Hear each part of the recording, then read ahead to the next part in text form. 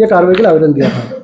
हम घर आते हैं रात को 11:52 पर, मेरे पास सारे रिकॉर्डेबल है, सारी रिकॉर्ड बात करूँ आपसे, तथ्यों के साथ बात करूँ, तथ्यों के साथ ही लिखता हूँ, क्योंकि ये पत्रकारिता को प्रमाणिकता पे प्रश्न चिन्ह लगाया जा रहा है। तो मुझे लगता है पत्रकारिता पे कोई भी करेगा, कोई भी, तो उस पर एक प्रमाण पे चिन्ह लगाया जाएगा, तो स्वाभाविक बात है फिर उसको सामने आना पड़ेगा, प्रमाण के साथ आना पड़ेगा, क्योंकि आप और हम प्रमाण पे जीते हैं, सबूतों के आधार पे जीते हैं।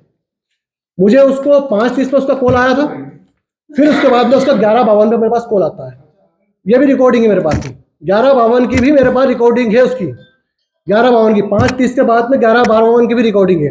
वो मुझसे कहता है 11:52 पे कि भैया आपने मेरी कोई सी रिकॉर्डिंग वायरल करी? मैंने कहा बिल्कुल करी। यार भैया क्यों करी? तो मैंने कहा यार जरूरी हो गया था इन चीज़ों को लेकर सामने। मैंने कहा यार आपका नाम उसमें कहीं भी नहीं है और मैंने सामने लगा बनाने में घबराओ मत। मैंने उससे कहा तो यार भैया मेरे पर दबाव आ रहा है। तो मैंने किसका दबाव? तो क्या मेरे पास पुलिस से दबाव आ रहा है, मेरे पास फलाने व्यक्ति से दबाव आ रहा है, उसने कहा रिकॉर्डिंग में। ठीक है, तो मैंने घबराओ मत, चिंता मत, रात का 11:52 का समय, 12 बजे। और वैसे मैं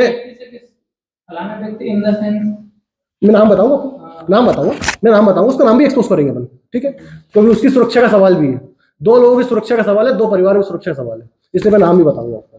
11:52 मतलब आधी रात, 12 बजे।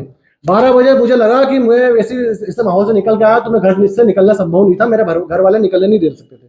मैंने उससे कहा भाई शांति रखो, धैर्य रखो, कुछ नहीं होगा, मैं तुम्हारे साथ हूँ, यदि तुम इस लड़ाई मेरे साथ हो, तुम सत्य को लेकर आ रहे हो, तो मैं तुम्हारे साथ खड़ा हूँ, लेकिन तुम्हें इंतजार करना पड़ेगा सुबह तक का। मैं सुबह मैं घर से बाहर निकलूंगा, सुबह आपकी मदद करूंगा इस मामले में, ठीक है। ये 11:52 पे उससे बात हुई, फिर वो घबराया, उसका 12:13 पे फिर उसका फोन आया मेरे पास, 12:13 पे फिर उसका फोन आया। मैंने फिर यही बात दोहराई, मैंने भाई घबराओ मत, मैं तुम्हारे साथ हूँ, किसी चीज की चिंता, कोई भी पुलिस वाला आए, कोई भी आए तो मेरी बात कर देना। मैंने ये उससे कहा। 12:13 पे मैंने उसको यही समझाया।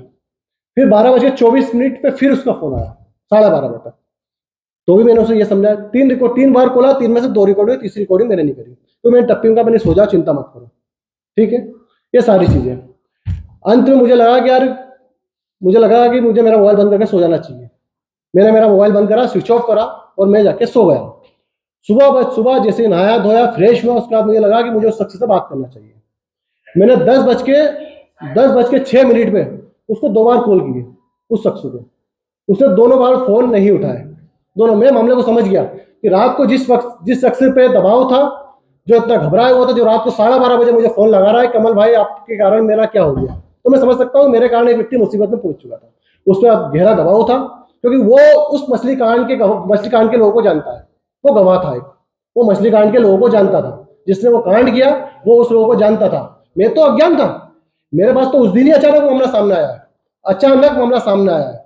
जैसे आया वैसे मैंने सबके सामने रखा उसको। वो व्यक्ति मुख्य व्यक्ति था, उसको रात को अचानक डराया चमका गया, जो भी किया गया रात को, ठीक है। सुबह कालू भट्ट जी की प्रोफाइल पे उस व्यक्ति का वीडियो अपलोड किया जाता है।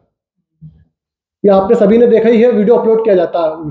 उस वीडियो में शख्स ने जो बातें कही है, उस बातों में भी कुछ चीजें गलत है, बहुत सी चीजें गलत है। मैं आपको पहली चीज कहता हूँ,